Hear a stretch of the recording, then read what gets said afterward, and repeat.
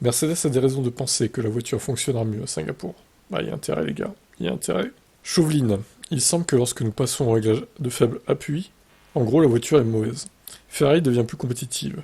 À Monza, il semblait qu'ils avaient entre 1 et 2,5. Alors, entre 150 et 200 millièmes, en gros.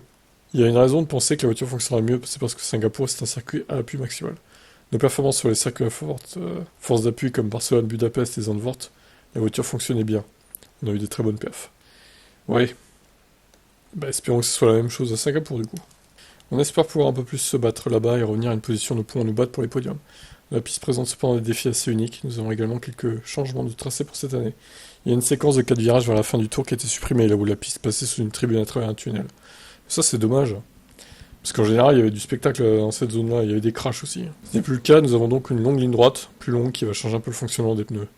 Il y a un peu moins d'énergie là-bas, mais c'est aussi un tarmac abrasif. Nous avons les trois composés les plus tendres. Donc ça va être une course assez difficile pour les pneus, c'est aussi un circuit urbain chaotique. La course se déroule de nuit. Il y a beaucoup de défis à relever, alors nous espérons qu'on va être performant là-bas. Bon, ben, en espérant que effectivement ça se révèle être le cas pour Mercedes, qu'on a une course un peu plus folle, ça serait bien. Bon, Monza était pas mal, Zandvoort aussi, maintenant il faut que ça continue sur cette lancée pour le spectacle en piste, même si c'est toujours les mêmes qui gagnent au final. Allez, ciao.